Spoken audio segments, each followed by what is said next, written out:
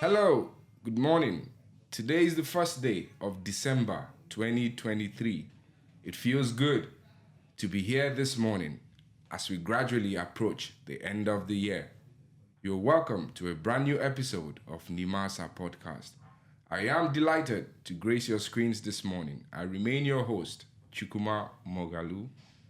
My guest this morning is an alumnus of Ladoke Akintola University of Technology, Ogbomosho, a seasoned journalist and a media entrepreneur with a flair in the maritime industry.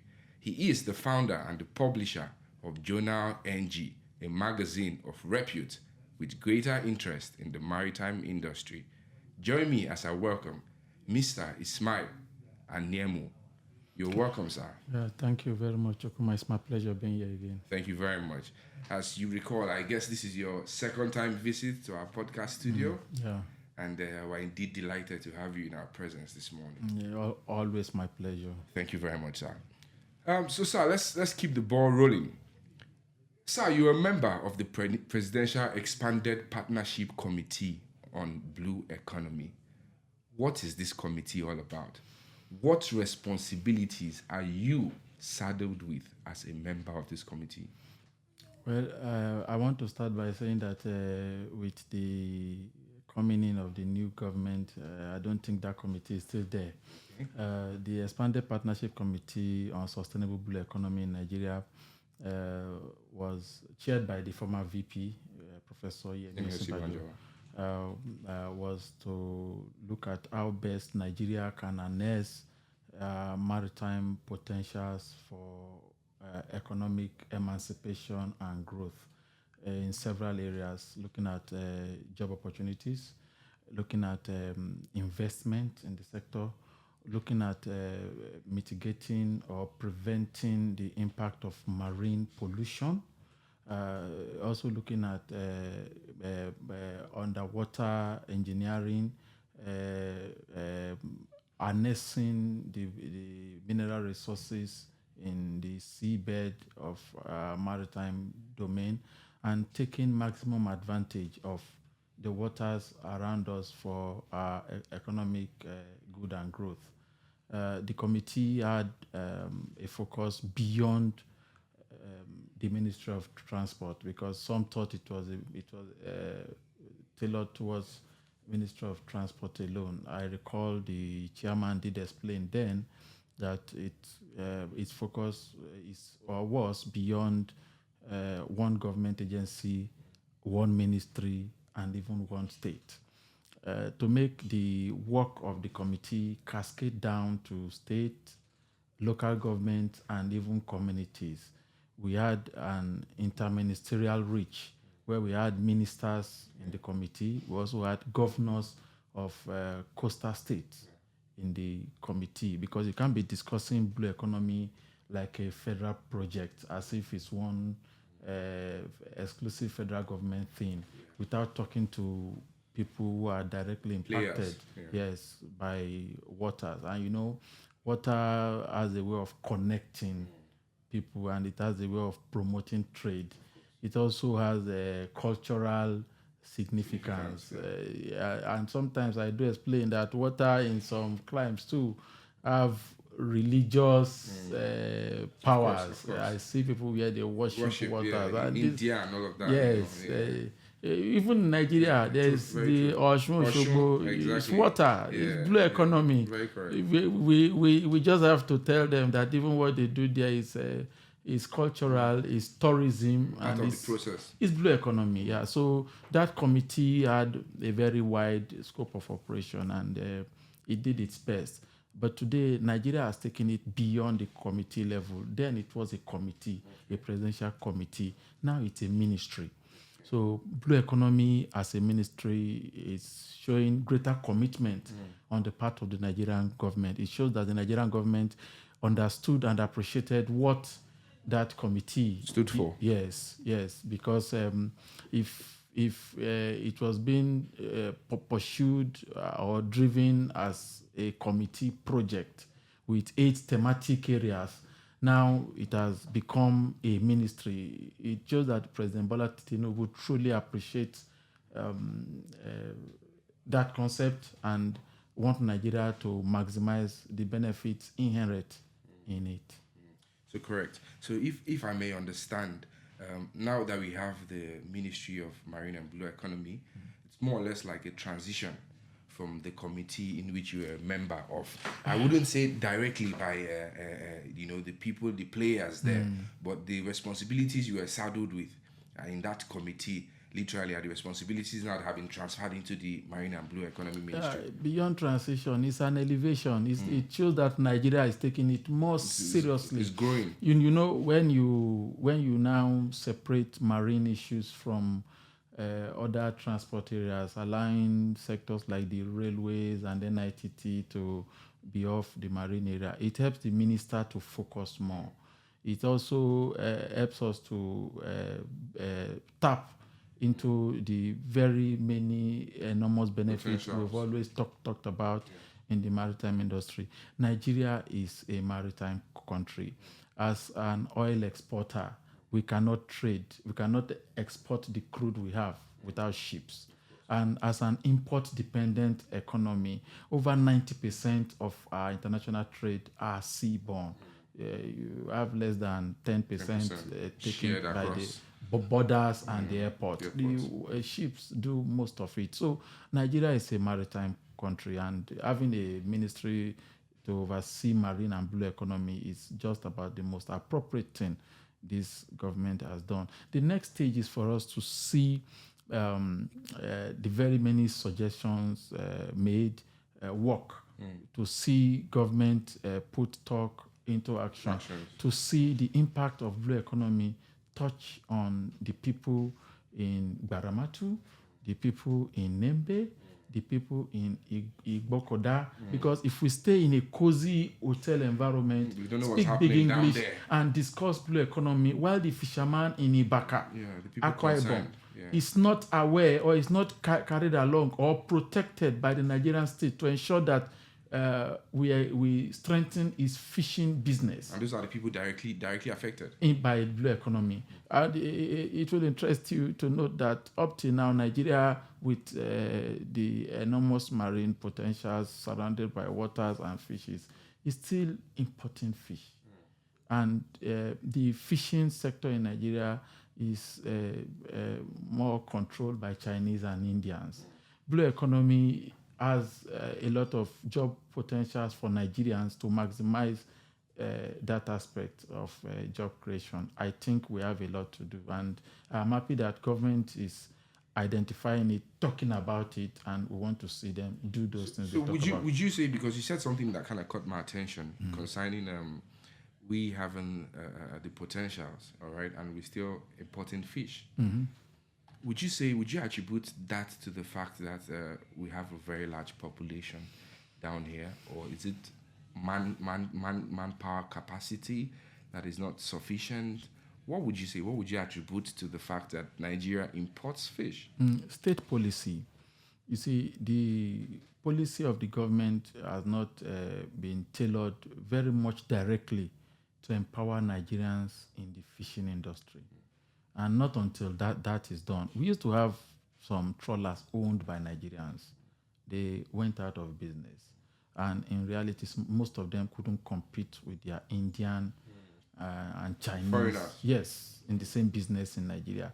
So if Nigeria is to give loan to people who are interested or who are involved in fishing, it's one of the ways to empower Nigerians and ensure that very viable commercial activity go on. And it will interest you to know that some of the fishes in our waters are of high exporting quality. Yes, yeah.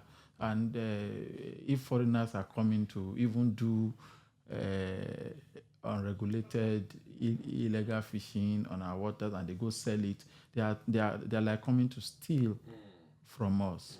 So policies have to be in place. Yeah, so there should be government policies in place deliberately aimed at empowering indigenous investors, indigenous operators in that sector. There should also be policy in place aimed at training people the more, because if government show interest in it, it will also attract people, Investors. even attract practitioners to go into it. If you are talking about investors, you are talking about people at the big level. Big I mean, levels, cottage level, just an outboard engine, a boat, and you are fishing, People supported started by the trying. government. Yes, and the micro, small businesses fishing. Which Can is go, the key. yeah, Those can go micro, a small long way to businesses. create job, can go a long way to even reduce crime.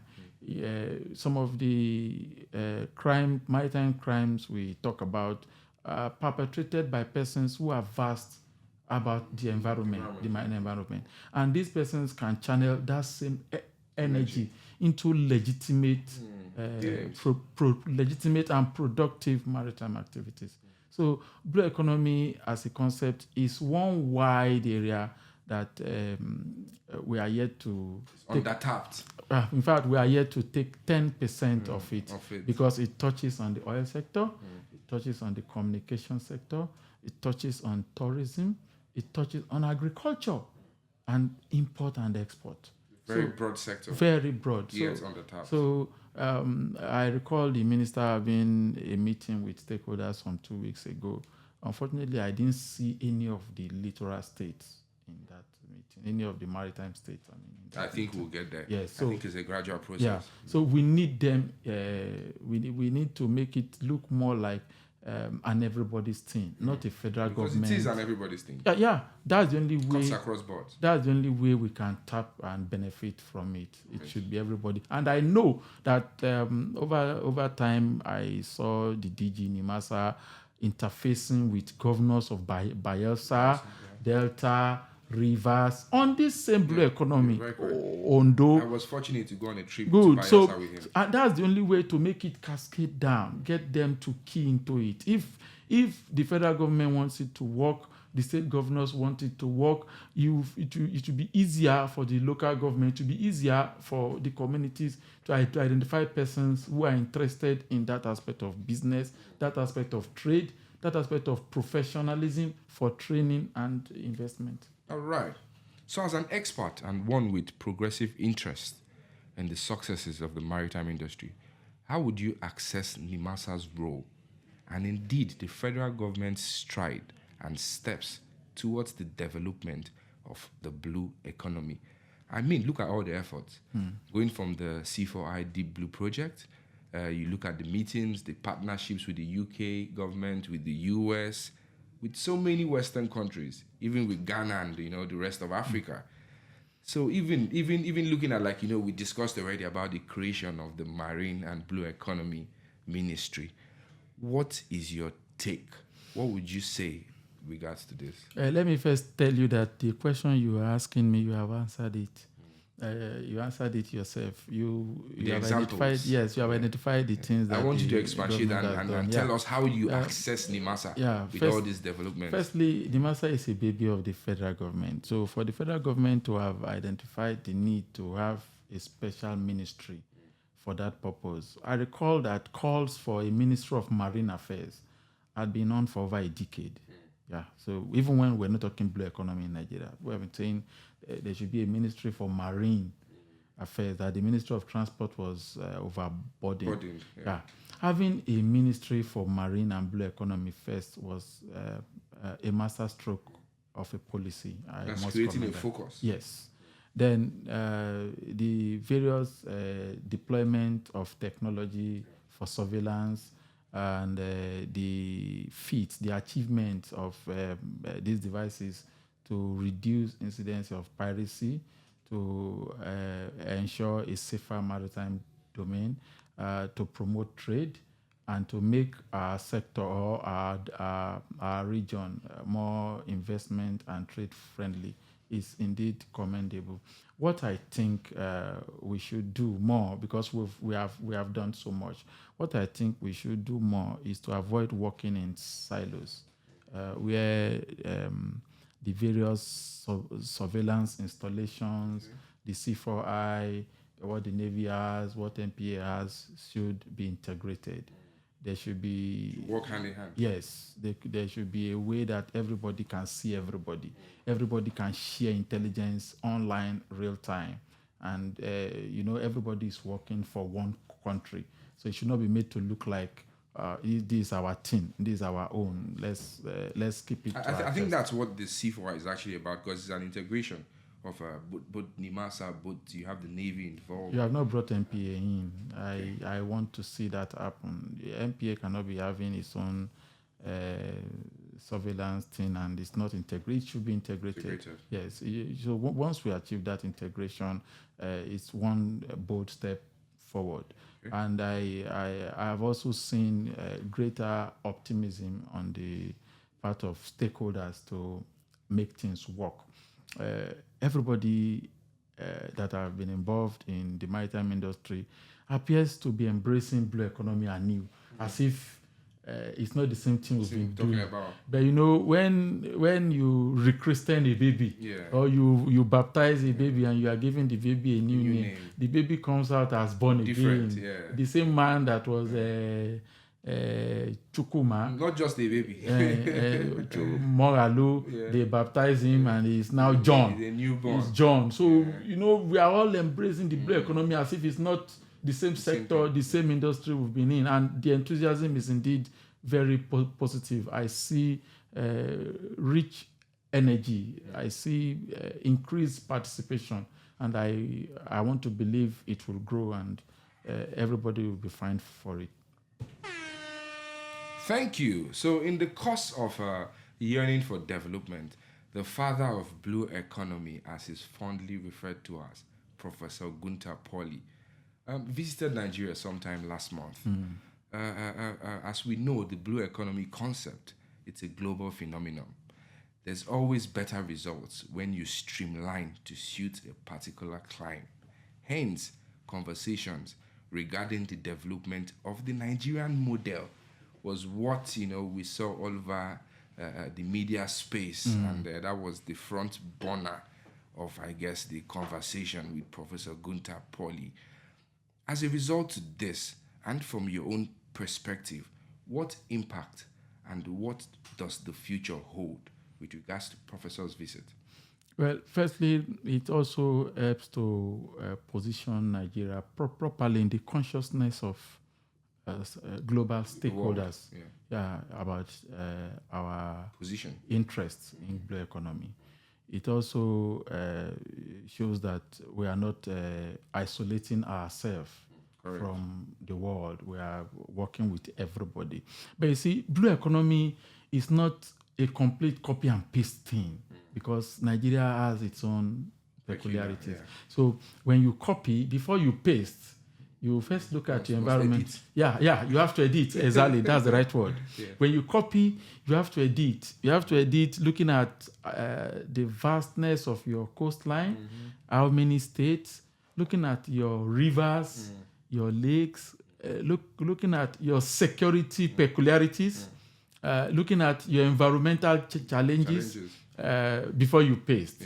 So Prof's visit is indeed heartwarming, it's fine.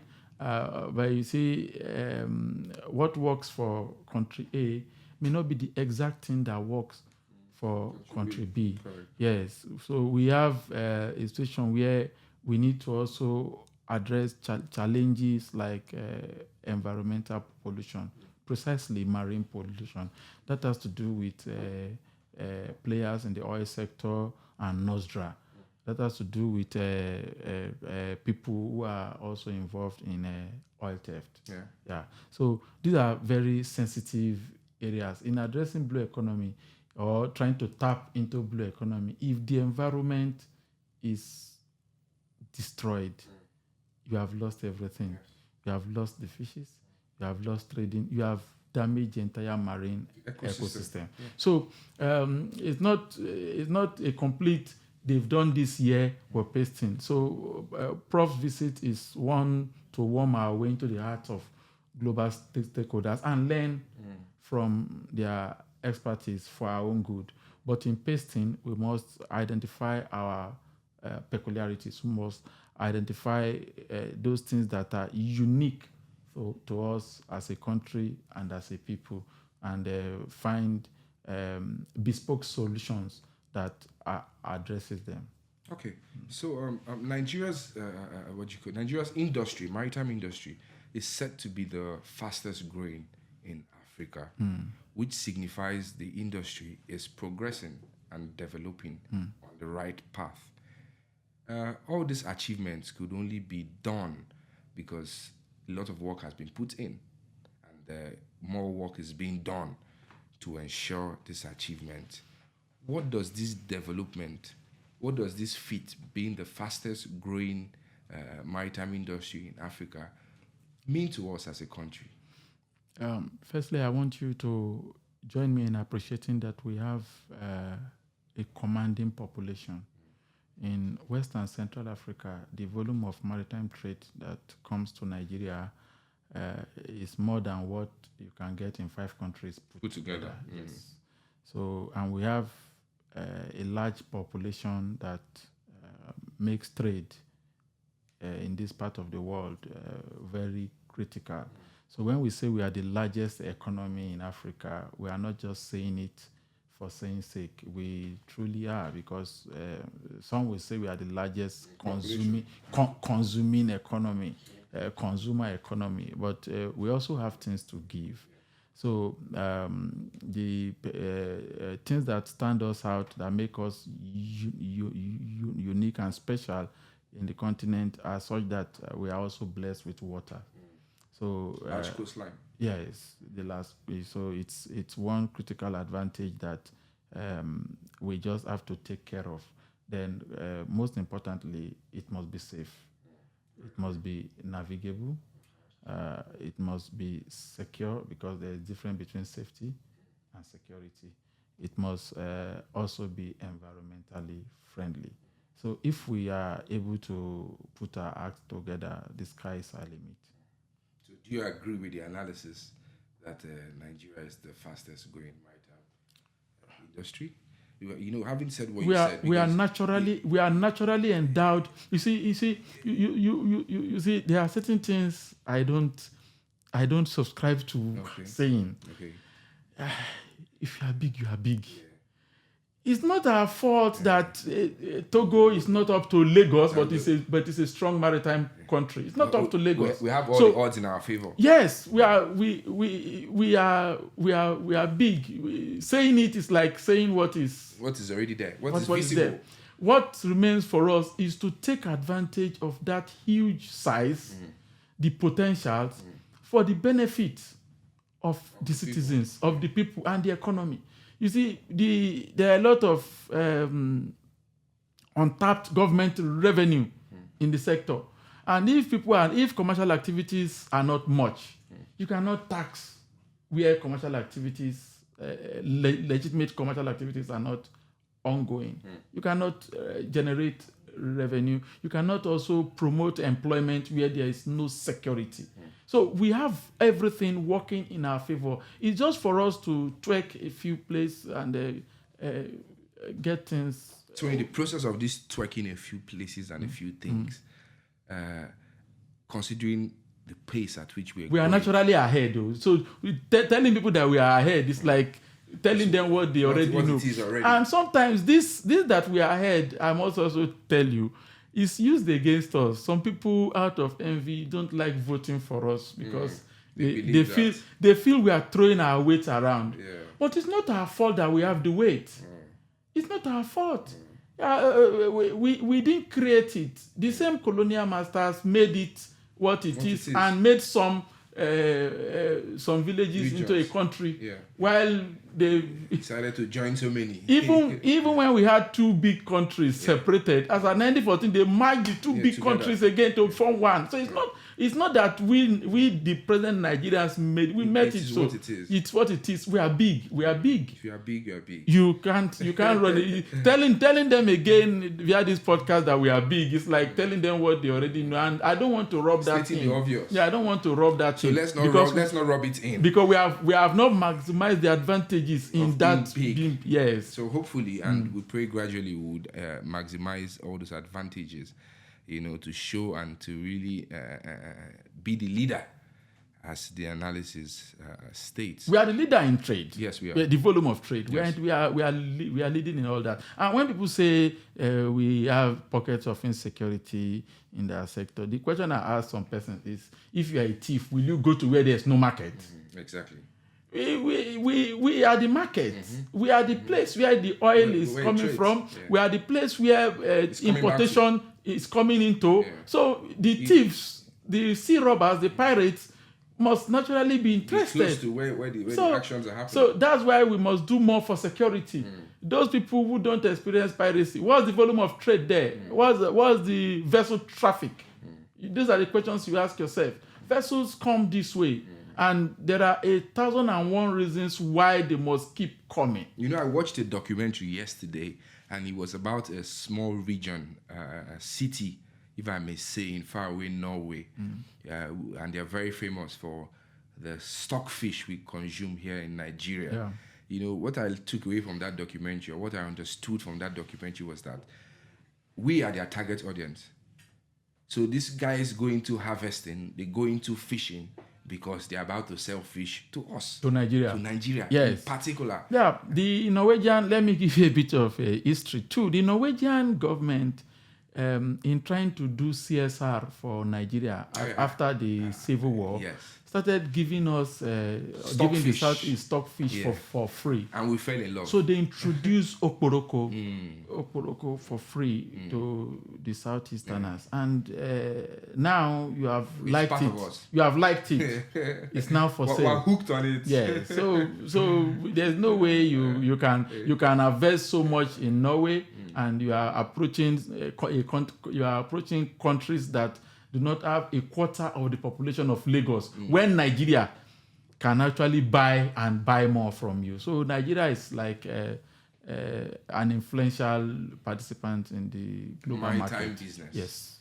Okay, so the Abuja MOU, led by Captain Sunday Umoren, is 20 members strong as at today, with the recent acceptance of the Republic of Equatorial Guinea. Interesting. What does this imply for us? Well, for us or for the entire for the entire MOU in general. Yes, the joining by Equatorial Guinea also shows that they are also embracing standards. They are embracing quality. Global practices. Yes. So it also means that vessels that will visit or call at their port will be subjected to proper guidelines, regulatory inspections. Yeah. So it's about acceding to doing the right thing. Then another aspect of it is I discovered that the MOU, under its present leadership, has also embarked on a series of capacity building. Yes, where countries with increased expertise are training others. Yes, so Equatorial Guinea will benefit from this. I think they call it a mentor-mentee team. Yeah. So, and I knew some countries visited Nigeria about a month or two ago. Ghana did to come and so Sierra Leone as well came. Yeah.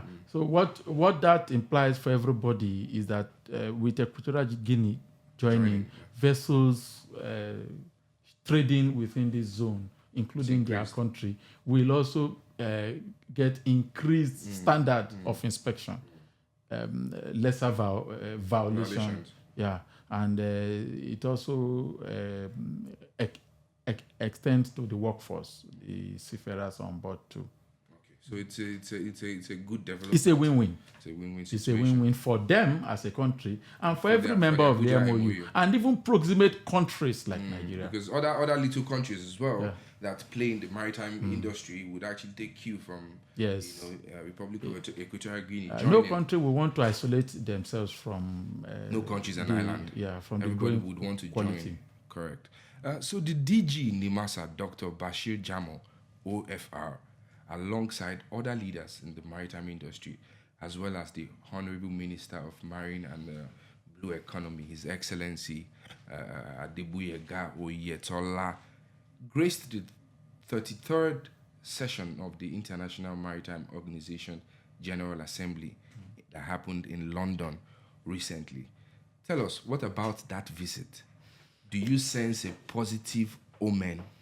And lastly, give us your perspective of how things are looking. Then my last question, so you probably just have it as a joint answer.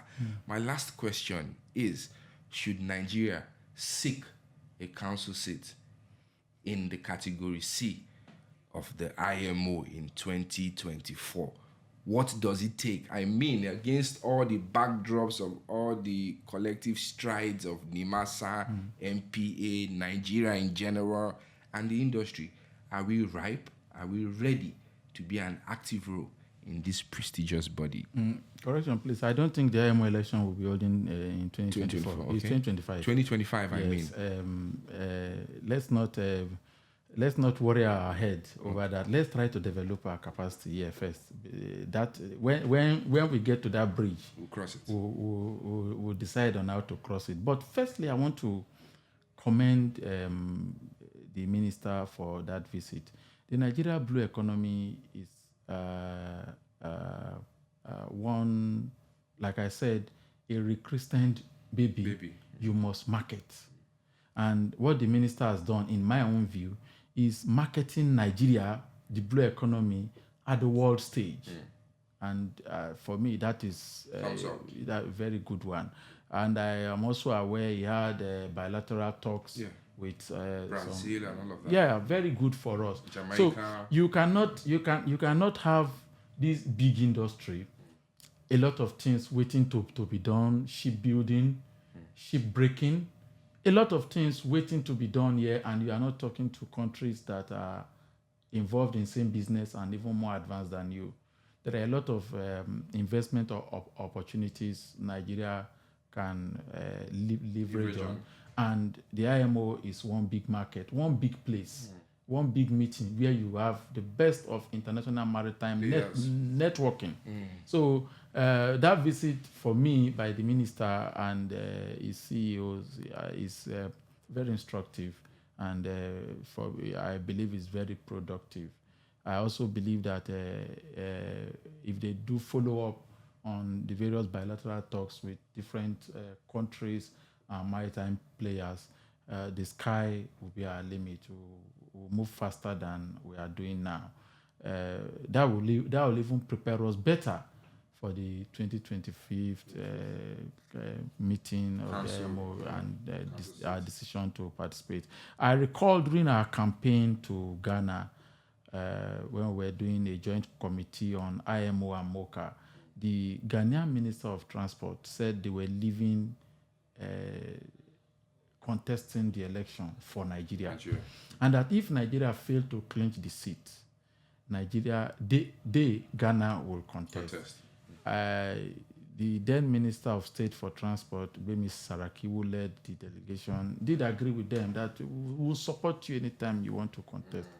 Unfortunately, Ghana did not come in, but Nigeria did not vie to contest because we Mm. already gave our words to our sister country that after 2021 we'll leave it. We'll let them go. Yeah, we'll let you go. So I think we are gentlemanly about it. I read a report somewhere that Nigeria chickened out. No, that report was born out of ignorance because the reporter was not aware of the politicking that went on. Yes, yeah, the two ministers were talking, and our minister said, if we don't get it in 2021, we'll leave it for you in 2023. So we didn't chicken out. Gentleman agreement. Yeah, it's a West African which thing. we kept to our own part. Yes, we've done our part. So by 2025, with the pace we are going, I want to believe Nigeria will be ready, not just for category C, we could even aspire for category B. If you didn't drop this last line where you said at the pace at which we are going, by the grace of God, we can even strive to target even a higher category. I was coming back to still ask you that you haven't answered my question. Are we ready for the category C in 2025? But having said that, it shows that a lot of things are going down on the ground. A lot of preparations are being made, and Nigeria being the big brother of the maritime industry in Africa. It's keeping up with his strides and ensuring that we are very much qualified. And when the time comes, we would possibly vie for this seat. All right, sir. So I think that would bring us to the end of our conversation today. Thank you for gracing us on this episode of NIMASA podcast. We appreciate your presence, sir. And to my beloved viewers, that will be all for today. Thank you for tuning in. You can watch this episode again on our YouTube channel at NIMASA Official. And please don't forget to subscribe to all our social media platforms at NIMASA Official. Thank you and bye for now.